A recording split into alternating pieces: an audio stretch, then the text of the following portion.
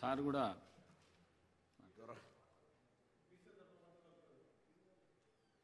Speaker sir ధన్యవాదాలు. ఒక ముఖ్యమైన తీర్మానం మీద మాకు అవకాశం కల్పించినందుకు మీ ద్వారా సభకు ధన్యవాదాలు సార్. ముందుగా మా పార్టీ తరఫున గౌరవనీయులు గంగుల కమలాకర్ గారు, కడియం శ్రీహరి గారు, కాలేరు వెంకటేష్ గారు అందరూ చెప్పారు. నేను కూడా తిరిగి మళ్ళీ పునరుద్ఘాటిస్తూ ఉన్నా సార్. ఈ తీర్మానాన్ని పూర్తి స్థాయిలో మా పార్టీ పరంగా పూర్తి స్థాయిలో మనస్ఫూర్తిగా దీన్ని ఆహ్వానిస్తున్నాము, స్వాగతిస్తున్నాము. ప్రభుత్వానికి అభినందనలు కూడా హృదయపూర్వకంగా తెలియజేస్తున్నాం సార్. అధ్యక్ష, కాకపోతే ఒక విషయం చెప్పాలి అధ్యక్ష, ఎందుకంటే ఈ తీర్మానం స్వాగతించదగ్గది అనే మాట అందులో భేదాభిప్రాయం లేదు, భిన్నాభిప్రాయం లేదు.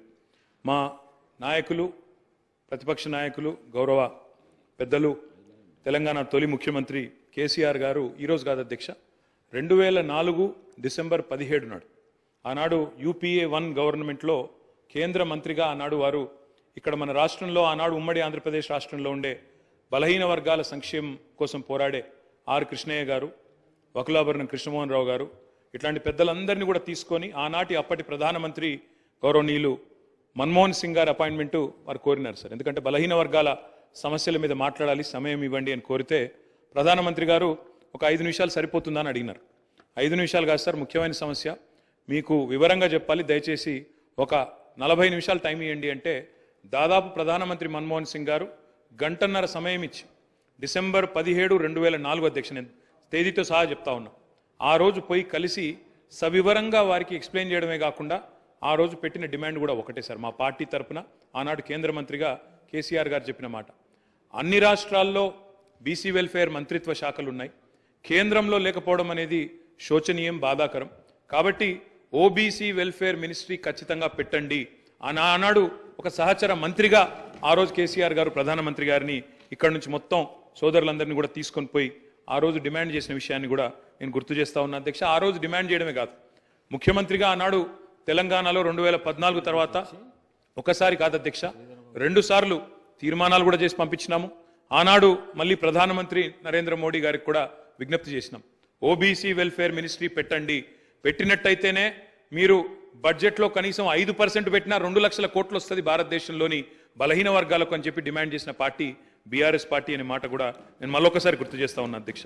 అధ్యక్ష, ఈ తీర్మానాన్ని స్వాగతిస్తూనే కేవలం 2 విషయాలు మాత్రం గౌరవ మంత్రి గారి దృష్టికి, ప్రభుత్వ దృష్టికి నేను తీసుకొని పోవాలనుకుంటున్నాను సార్. అధ్యక్ష, ఏ కార్యక్రమం చేపట్టినా ఇప్పుడే గౌరవనీయులు గంగుల కమలాకర్ గారు ఒక మంచి మాట చెప్పారు.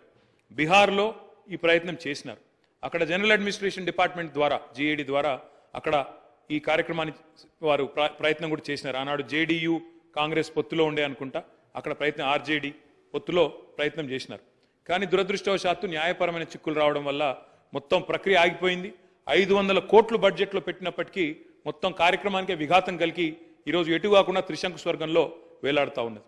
కాబట్టి నా విజ్ఞప్తి, మా అందరి విజ్ఞప్తి, మా పార్టీ తరఫున కూడా ప్రభుత్వానికి నేను చేసే విజ్ఞప్తి అధ్యక్ష, ఈ కార్యక్రమం ఫలవంతం కావాలి అంటే మీరు తదుపరి మీరు చెప్పిన బీసీ డిక్లరేషన్లోని ఆ అంశాలన్నీ కూడా అమలు కావాలని మనస్ఫూర్తిగా ఆశిస్తూ, ఆకాంక్షిస్తూ ఇది ఫలవంతం కావాలి అంటే ఒక పని చేయాలి అధ్యక్ష.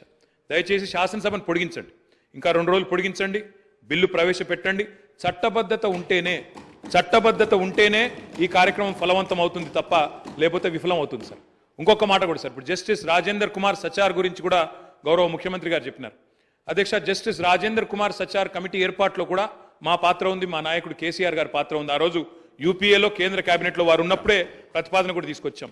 ఇప్పుడు ఎందుకు చెప్తా ఉన్నా ఈ మాట అంటే జ్యుడిషియల్ శాంక్టిటీ కానీ అధ్యక్ష ఒక్క నిమిషం మీరు చెప్పాలి చెప్పింది దాని మొత్తం అధ్యక్ష చెప్పండి సార్, చాలా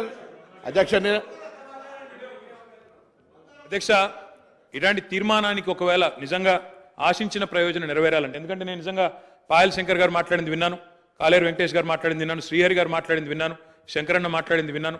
అందరి గొంతుల్లో ఒక ఆవేదన ఉంది అధ్యక్ష. మా మంత్రి గారికి కూడా చాలా ఆవేదనలో, డెఫినెట్గా వారికి కూడా ఆవేదన ఉంది.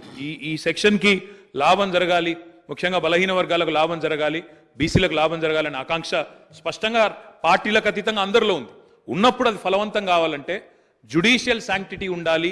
లేదా ఎందుకంటే వారే అన్నారు జస్టిస్ రాజేందర్ కుమార్ సచార్, మీరు హైకోర్టు చీఫ్ జస్టిస్ని అడిగితే మీకు ఒక సిట్టింగ్ న్యాయవాదిని ఇస్తారు, జ్యుడిషియల్ కమిషన్ ఏంటి, లేదా బ్రహ్మాండంగా స్టాట్యూటరీ శాంక్షన్ కావాలి అంటే రేపు ఎల్లుండి శాసనసభను పొడిగించండి, తమరి నిర్ణయం, వెంటనే బిల్లు తీసుకొని రండి.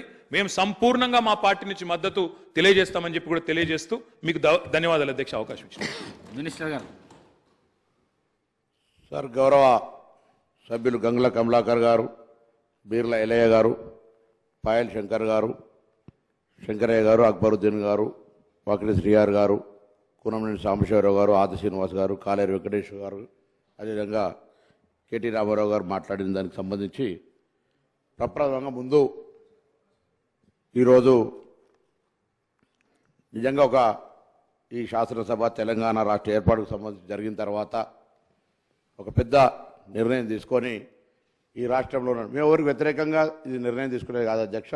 ఈ రాష్ట్రంలో ఉన్నటువంటి గౌరవ మా శాసనసభ్యులు, బలహీన వర్గాలకు సంబంధించిన శాసనసభ్యులు సంఖ్య ఎక్కువ ఉండాలి, న్యాయం జరగాలి, పిల్లల ఆర్థిక, విద్య, రాజకీయ అన్ని రకాలు పెరగాలనే ఆలోచన మిగతా అన్ని రాజకీయ పార్టీలు చెప్పినట్టుగానే మేము కూడా ఒక చిత్తశుద్ధితోటి ఈరోజు ఈ కార్యక్రమం తీసుకున్నాం. తప్పకుండా అందరూ కూడా దీనికి మద్దతు ఇచ్చినారు, వారందరూ కూడా ప్రత్యేకించి ధన్యవాదాలు. కానీ ఇందులో కొన్ని అంశాలకు సంబంధించి వారు లేవనెత్తినప్పుడు వారికి జవాబు చెప్పి ప్రభుత్వం తరఫున అందరు సహకారం అడుగుతాను. ఒకటి స్పష్టంగా చెప్తాను, ఇది విధి విధానాలకు సంబంధించి గౌరవ శాసనసభ్యులను కావచ్చు, ఇందులో న్యాయం జరగాలి బలహీన వర్గాలకు అనేటువంటి ఆకాంక్షించే వాళ్ళు కావచ్చు, రాజకీయ పార్టీలు కావచ్చు, అందరికీ కూడా సహకారం తీసుకుంటూ ఎక్కడ కూడా వివక్షపూరితంగా ఏదో రాజకీయపరమైన అంశాలను తీసుకొని పోయేది. ఇది బలహీన వర్గాలకు న్యాయం జరగాలనేటువంటిది మా పార్టీ ఆకాంక్ష, మా ప్రభుత్వం ఆకాంక్ష అనే మాట సందర్భంగా మనం చేస్తున్నాం అధ్యక్ష. ఈరోజు చాలా మాట్లాడుతారు చట్టం గురించి సంబంధించి, చట్టం చేయాలి. నాకు ఆశ్చర్యం అనిపించింది అధ్యక్ష, రాజకీయంగా తర్వాత మాట్లాడతాను. ముందు మీరు ఎవరైనా తెలుసుకోమని చెప్తాను. నేను గౌరవ ఇక్కడ కూడా వెంకటేశ్వర న్యాయవాది ఉన్నారు, లేదా గౌరవ సభ్యులు 2011 ఢిల్లీలో కేంద్ర ప్రభుత్వం చేసింది. ఆనాడు యూపీఏ ప్రభుత్వం, నేను కూడా సభ్యుడిని. అప్పుడు ఏర్పడినటువంటి కేంద్ర ఓబీసీ పార్లమెంటరీ కమిటీలో సభ్యుడిగా దాదాపు ఈ దేశంలో ఉన్న 20 రాష్ట్రాలు తిరిగే అవకాశం వచ్చింది. తప్పకుండా బలహీన వర్గాల పట్ల ఒక కమిట్మెంట్ ఉంది.